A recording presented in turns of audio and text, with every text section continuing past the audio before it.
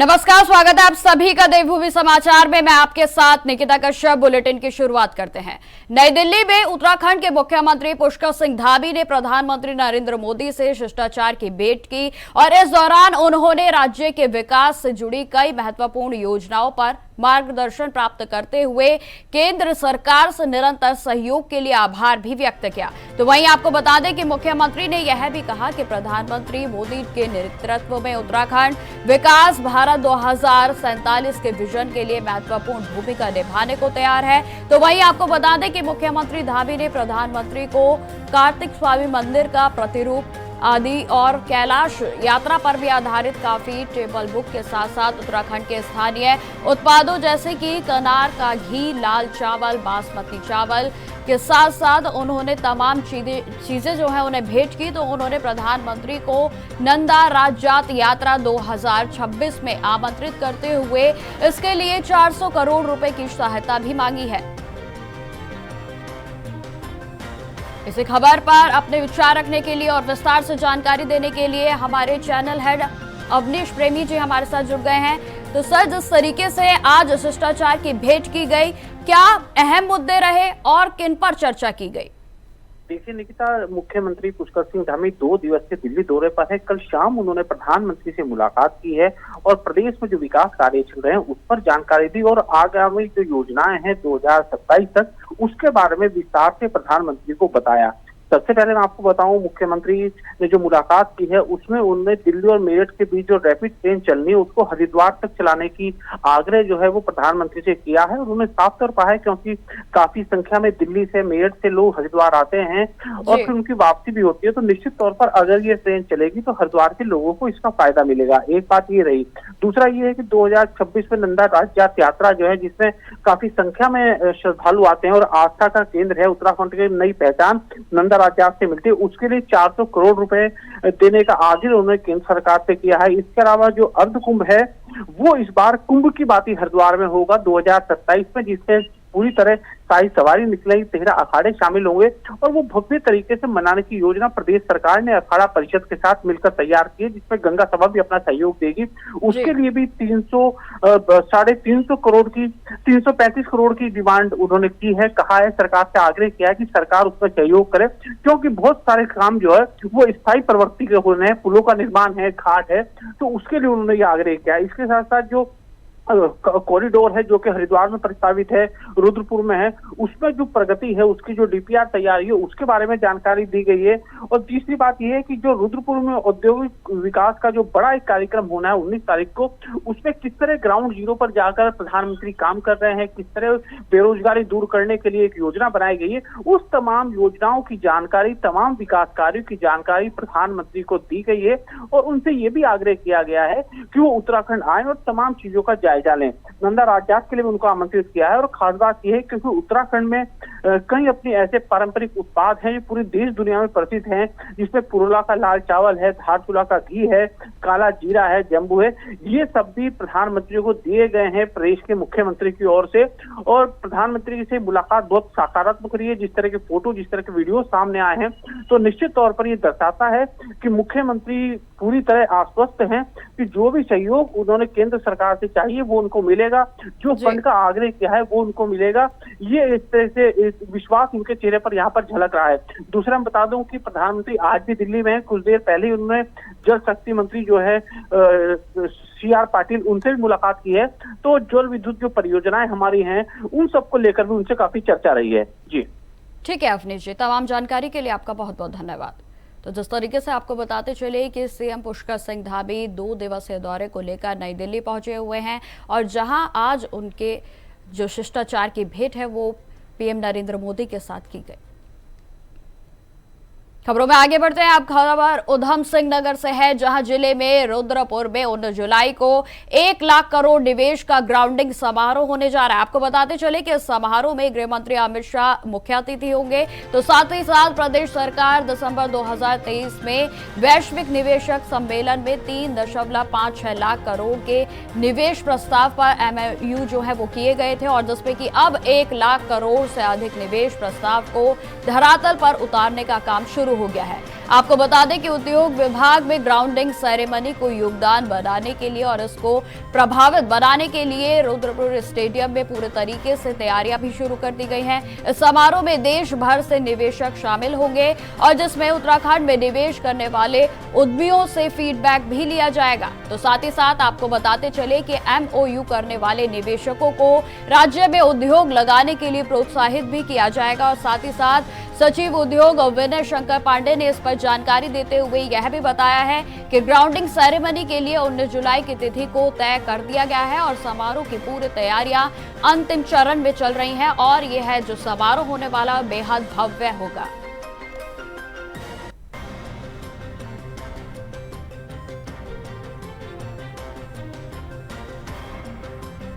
इसी खबर पर अधिक जानकारी के साथ हमारे साथ संवाददाता अभय कैंतुरा जुड़ गए हैं। तो अभय, जिस तरीके से 19 जुलाई के लिए कार्यक्रम को निर्धारित किया गया है, क्या कुछ इस पर विस्तार से जानकारी है और साथ ही साथ कितने MOU है इस बार जो है वो साइन हो सकते हैं? देखिए, ये उत्तराखंड के लिए बड़ा ऐतिहासिक दिन रहने वाला है। विकास के लिए ये कह सकते हैं कि एक मील का पत्थर इस दिन के लिए कहा जा सकता है कि जब गृह मंत्री अमित शाह 19 जुलाई को रुद्रपुर में जो आयोजित कार्यक्रम है ग्राउंडिंग सेरेमनी का, उस ग्राउंडिंग सेरेमनी में 1 लाख करोड़ के जो अब तक के जो काम हुए हैं निवेश के क्षेत्र में, उसकी ग्राउंडिंग सेरेमनी वहाँ पर होगी। यानी उन सब चीज़ों को राज्य के लिए समर्पित करने का काम वहाँ पर किया जाएगा। इसके अलावा 3.55 लाख करोड़ के जो MOU निवेश के क्षेत्र में यहाँ पर होने, उसको लेकर भी वहाँ पर बातचीत होगी, मंथन होगा और जो उद्योगपति होंगे, जो उद्योग घराने यहाँ पर होंगे, जो उत्तराखंड में इंडस्ट्री लगाना चाहते हैं, उनकी तरफ से वहाँ पर MOU वहाँ पर निवेश के लिए, इस इंडस्ट्री के क्षेत्र में निवेश करने के लिए MOU साइन यहाँ पर किए जाएंगे। तो ये कहा जा सकता है कि जिस प्रकार से उत्तराखंड राज्य में विकास का पहिया घूम रहा है, उसमें केंद्र सरकार के सहयोग से लगातार उत्तराखंड राज्य विकास के पथ पर आगे बढ़ रहा है। और गृह मंत्री अमित शाह जब इस कार्यक्रम में यहाँ पर आएंगे जो रुद्रपुर में आयोजित होगा 19 जुलाई को, उस कार्यक्रम में एक तो जो अभी तक के जो निवेशक जो जिनके द्वारा पूर्व में यहाँ पर MOU किए गए, उनके तरफ से जो काम यहाँ पर किए गए, जिसमें कह सकते हैं कि 1 लाख करोड़ के निवेश जो अब तक उनकी तरफ से यहाँ पर किया गया, उसकी ग्राउंडिंग सेरेमनी यहाँ पर होगी जो राज्य के लिए समर्पित होगी। और उससे राज्य को कितना बड़ा लाभ यहाँ पर होने वाला, आगामी दिनों में उसके सकारात्मक परिणाम भी यहाँ पर देखने को मिलेंगे। इसके अलावा उद्योग के क्षेत्र में उत्तराखंड राज्य और आगे बढ़ सके, उत्तराखंड राज्य में आत्मनिर्भरता ज़्यादा उत्तराखंड राज्य के यहाँ पर हो सके, उसके लिए 3.55 लाख करोड़ के जो MOU यहाँ पर होंगे, वो ये कह सकते हैं कि निकट भविष्य में रोजगार भी देंगे, विकास के क्षेत्र में आगे बढ़ते हुए भी नजर आएंगे। तो खासतौर पर यह कहा जा सकता है कि उत्तराखंड राज्य अब अपने पर्यटन की छवि से बाहर निकलकर दूसरे नए क्षेत्रों में भी बेहतर निवेश करने का काम यहाँ पर कर रहा है, ताकि राज्य में ज़्यादा से ज़्यादा यहाँ पर विकास के काम यहाँ पर हो सके, इंडस्ट्री यहाँ पर लग सके और उस इंडस्ट्रियों के माध्यम से जो रोजगार है स्थानीय जनता को, वो जब से ज़्यादा यहाँ पर मिल सके। तो कोशिश राज्य सरकार की है। अब देखना ये होगा कि जब गृह मंत्री अमित शाह 19 जुलाई को रुद्रपुर में यहाँ पर आएंगे तो उनकी तरफ से कितनी बहुत बड़ी सौगातें यहाँ पर दी जाती है, और इंडस्ट्री के अलावा जो उनके पास ये कह सकते हैं, चाहे वो गृह के क्षेत्र में हो या सहकारिता के क्षेत्र में, उसको लेकर क्या कुछ उनकी तरफ से यहाँ पर कहा जाता है। जी अब अगर बात की जाए जिस तरीके से 2023 में पहले MOU जो है ये सम्मेलन हुआ था, जिसमें कि MOU जो है वो साइन हुए थे, और अब एक बार फिर से सम्मेलन होना जा रहा है, तो क्या इसको लेकर अगर अंतर की बात की जाए या फिर बात की जाए जो बिजनेसमैन हैं वो क्या उत्तराखंड की ओर आकर्षित हो रहे हैं, कितना विकासशील ये साबित हो सकता है? देखिए, ये कह सकते हैं कि राज्य सरकार ने 2023 के बाद अब तक का जो काम यहाँ पर किया, उसमें सबसे बड़े था कि जो लैंड बैंक की कमी अक्सर उत्तराखंड में देखने को मिलती थी, जमीनों का अभाव यहाँ पर होता था, खासतौर पर इंडस्ट्री क्षेत्र के लिए जिस प्रकार की जमीनें वहाँ पर चाहिए थी, वो अब ये कह सकते हैं कि राज्य सरकार के पास अच्छा खासा एक लैंड बैंक यहाँ पर तैयार हो चुका है। क्योंकि राज्य सरकार की जो मुहिम पिछले दिनों यहाँ पर चली थी कि जो अवैध मजारे या अवैध जो कब्जाधारी जो यहाँ पर बैठे हुए थे सरकार की जमीनों पर, उनको बाहर करने का काम यहाँ पर किया गया था। तो उन सभी जमीनों पर ये कह सकते हैं कि इंडस्ट्री लगाने का काम सरकार की तरफ से यहाँ पर किया जाएगा।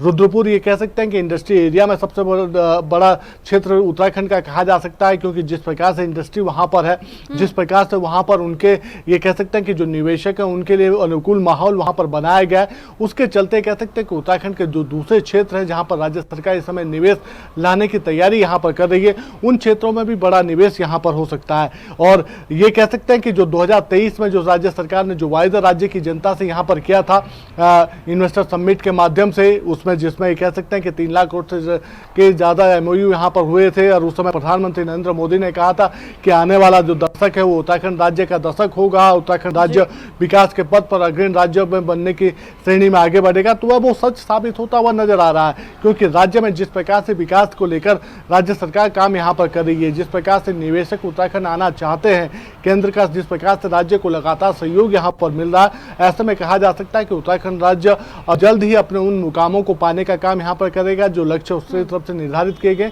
और आम जनता को विकास की योजनाओं का लाभ मिल सके, आम जनता रोजगार से जुड़ सके। ऐसे प्रयास उसके जो अब तक सरकार की तरफ से किए गए उसके सकारात्मक परिणाम भी जल्द ही देखने को मिलेंगे। जी, लेकिन अब अगर उत्तराखंड की बात आती है तो यहाँ पर प्राकृतिक जो आपदाएं होती हैं उनका दौर भी लगातार जारी रहता है, और ऐसे में इंडस्ट्रीज को स्थापित करना बहुत बड़ा चैलेंज जो है वो कंपनीज के लिए भी है और साथ ही साथ राज्य सरकार के लिए भी है। देखिए सबसे बड़ी बात ये कि उत्तराखंड में जो प्राकृतिक आपदाएं हैं ये हटने वाली नहीं कहा जा सकती, क्योंकि उत्तराखंड राज्य का जो परिक्षेत्र है, जो यहाँ का जो भौगोलिक परिदृश्य है, उस परिदृश्य में आप ये समझ सकते हैं कि उत्तराखंड राज्य लगातार उन चुनौतियों से सामना करता हुआ नजर आ रहा है। यानी ऐसी जो चुनौतियां प्राकृतिक आपदा के रूप में राज्य के सामने आती है उससे राज्य जूझता जरूर है, लेकिन जिस प्रकार से राज्य सरकार काम कर रही है, चाहे वो आपदा के क्षेत्र में रेस्पॉन्स टाइम को कम करने का हो, बचाव राहत बचाव के क्षेत्र में लगातार आगे बढ़ने का काम हो, तो उससे कह सकते हैं कि निवेशकों को एक भरोसा है कि राज्य सरकार यहाँ पर बेहतर माहौल उनके लिए जो देने का काम यहाँ पर कर रही है, उससे उनकी इंडस्ट्री को नुकसान यहाँ पर नहीं होगा। क्योंकि उत्तराखंड राज्य में कह सकते हैं कि चाहे वो एरोमा के क्षेत्र में हो, हर्बल के क्षेत्र में हो, जिस प्रकार से यहाँ पर प्राकृतिक संपदाएं यहाँ पर मौजूद हैं, तो उसका लाभ जरूर इंडस्ट्री को यहाँ पर मिल सकता है। इसीलिए राज्य सरकार ऐसे सेक्टर को यहाँ पर चुनना चाहती है जिससे राज्य को भी लाभ मिल सके, राज्य के युवाओं को भी रोजगार से जुड़ने का अवसर यहाँ पर प्रदान हो सके, और जो इंडस्ट्री के क्षेत्र में जो काम यहाँ पर होने उनको भी बेहतर माहौल देने का काम यहाँ पर किया जा सके। राज्य सरकार की तरफ से जो अब तक जो पॉलिसी इसको लेकर बनाई गई है उसमें कह सकते हैं कि जो पुराने जो नियम थे उन नियमों को शिथिलीकरण करने का काम राज्य सरकार की तरफ से कर दिया गया है। इंडस्ट्री जो यहाँ पर आएगी उन्हें सब्सिडी भी दी जाएगी, उनके लिए जो अनुकूल माहौल है उस माहौल को बनाने का काम यहाँ पर किया जाएगा। सबसे बड़ी बात है कि इंडस्ट्री को लगाने के लिए जो सिंगल विंडो सिस्टम राज्य सरकार की तरफ से किया गया है वो सबसे अनुकूल है और इंडस्ट्री के लिए सबसे फायदेमंद यहाँ पर कहा जा सकता है, क्योंकि जब इंडस्ट्री यहाँ पर आएगी तो उन्हें इंडस्ट्री लगाने के लिए हर ऑफिस के या जो चक्कर जो काटने पड़ते थे सचिवालय के हों या फिर दूसरे विभागों के हों, वो अब यहाँ पर नहीं हो पाएगा। सिंगल विंडो सिस्टम के माध्यम से उन्हें हर उस चीज को अवेलेबल कराने का काम राज्य सरकार की तरफ से यहाँ पर किया जाएगा। तो यही वो सब चीजें हैं जिनको लेकर राज्य सरकार काम कर रही है। यही वजह है कि अब निवेश के क्षेत्र में उत्तराखंड राज्य आगे बढ़ रहा है, निवेशक उत्तराखंड आने की तैयारी यहाँ पर करते हुए नजर आ रहे हैं। जी ठीक है, तमाम जानकारी के लिए आपका बहुत बहुत धन्यवाद।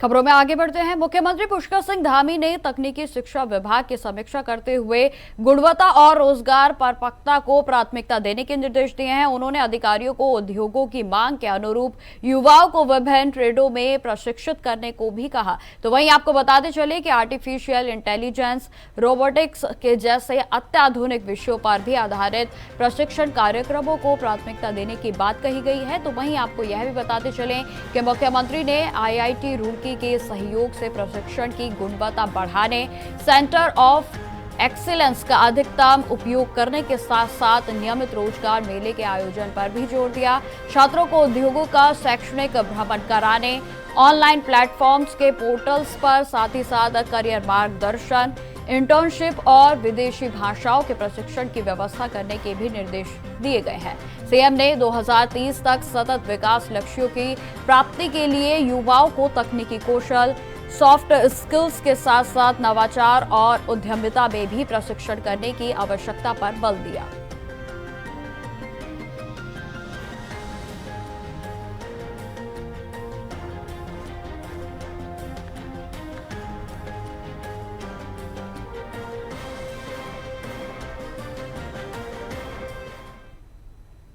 अब खबर राजधानी देहरादून से है, जहां उत्तराखंड टेक्निकल यूनिवर्सिटी में सॉफ्टवेयर घोटाले की जांच न होने से नाराज होकर छात्राओं ने सांकेतिक शव यात्रा निकाली। तो वहीं आपको बता दें कि इस दौरान कॉलेज संघ अध्यक्ष ने नेतृत्व में कार्यकर्ताओं ने एग्जाम कंट्रोल की प्रतीकात्मक पुतलों की शव यात्रा निकाली। तो वहीं छात्राओं ने आरोप लगाया है कि 6 महीने से आंदोलन के बावजूद कोई भी कार्रवाई अभी तक नहीं हुई है और उनका यह भी कहना है कि उन्हें केवल झूठा आश्वासन दिया जाता है।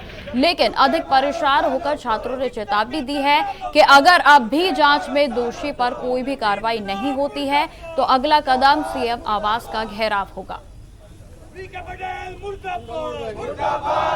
यूट्यूब प्रशासन मुर्दाबाद मुर्दाबाद।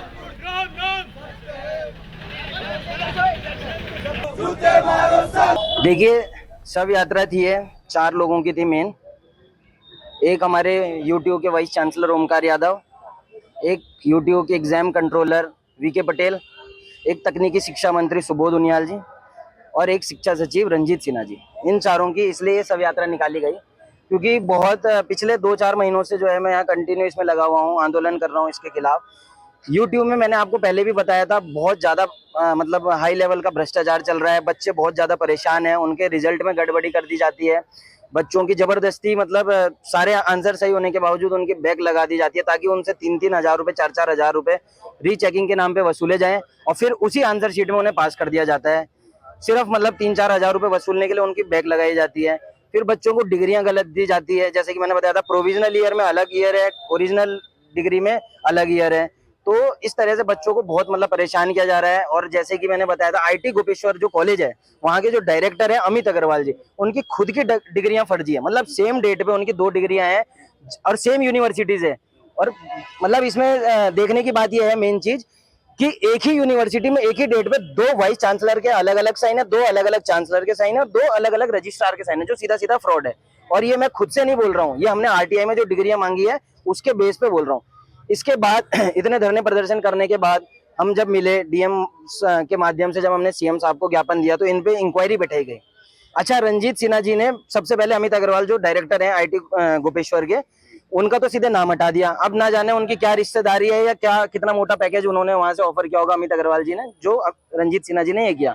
उसके बाद रंजीत सिन्हा जी को यूट्यूब की तरफ से, जो मतलब उनका कंपनी है यूएमएस का जो पोर्टल देखता है, लखनऊ की जो कंपनी है, उन्होंने 40 से 50 लाख रुपए ऑफर करे, जिसका स्पष्टीकरण रंजीत सिन्हा जी मांगते हैं यूट्यूब से। लेकिन कुछ समय बाद ना वो स्पष्टीकरण का कुछ रहा, ना वो कंपनी ब्लैक लिस्ट हुई जो इन्होंने कहा था। क्यों? क्योंकि उन्हें 50 लाख से बढ़कर 1 करोड़ घूस दे दी गई थी रंजीत सिन्हा जी को। रंजीत सिन्हा जी ने इसमें पूरा पैसा खाया है। और ये वीके पटेल को इसलिए नहीं हटाया जा रहा है, ओमकार यादव को इसलिए नहीं हटाया जा रहा है क्योंकि इनके सर पे हाथ है सुबोध उनियाल जी का। अब खबर नैनीताल से है, जहां जल धाराओं, जल स्रोतों, पर्यावरण संरक्षण सहित नदियों में खतरा लगातार मंडरा रहा है। आपको बताते चले कि पर्यावरण संरक्षण को लेकर कोर्ट ने 3 याचिकाएं दर्ज की है और जिन पर एक साथ सुनवाई भी की गई। तो वहीं साथ ही मामलों में एक साथ सुनवाई करते हुए न्यायाधीश और न्यायमूर्ति ने अगली सुनवाई के लिए 25 अगस्त की तिथि को निर्धारित किया है। तो वहीं आपको बताते चले कि याचिकाओं को लेकर खंडपीठ ने सरकार से वर्तमान स्थिति से अवगत कराने को भी कहा। इसके साथ ही साथ कोर्ट ने सरकार से कहा था कि नदी नालों में जहां जहां अतिक्रमण हुआ है उसे हटाया जाए और उस जगह पर सीसीटीवी कैमरे भी लगाए जाए और इनको भी उसी तरह से सीसीटीवी कैमरे लगाकर मैनेज किया जाए जैसे कि सड़कों के दुर्घटनाग्रस्त क्षेत्रों को किया जाता है।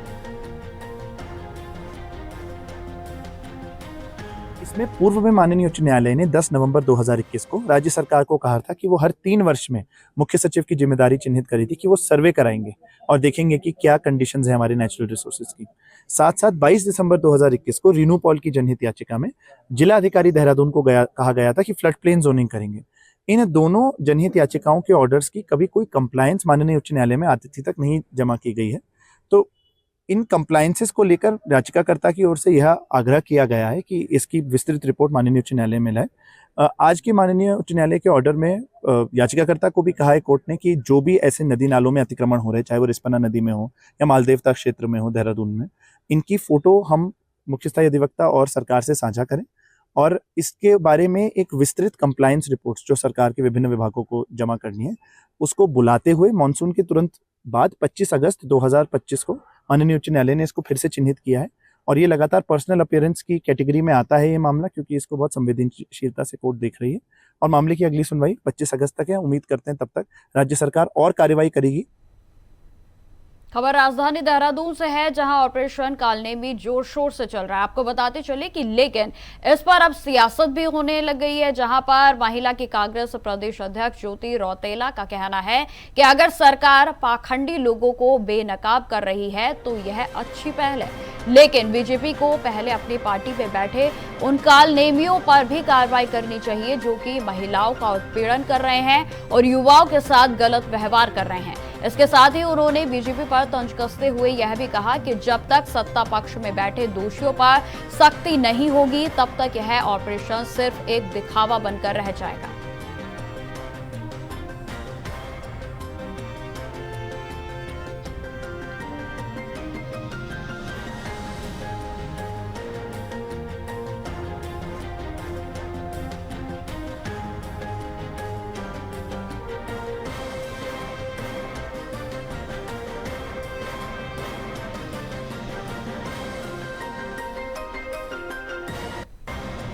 तो आपको बताते चले कि प्रदेश भर में कालनेमी ऑपरेशन चल रहा है और जिसको लेकर जहां एक और सरकार कालनेमी ऑपरेशन को बेहद ही सराहनीय पहल बता रही है और साधु संतों की बात की जाए तो वो भी बेहद सराहनीय पहल बता रहे हैं, तो वहीं अब आपको बता दें कि कांग्रेस की ओर से कटाक्ष किया गया।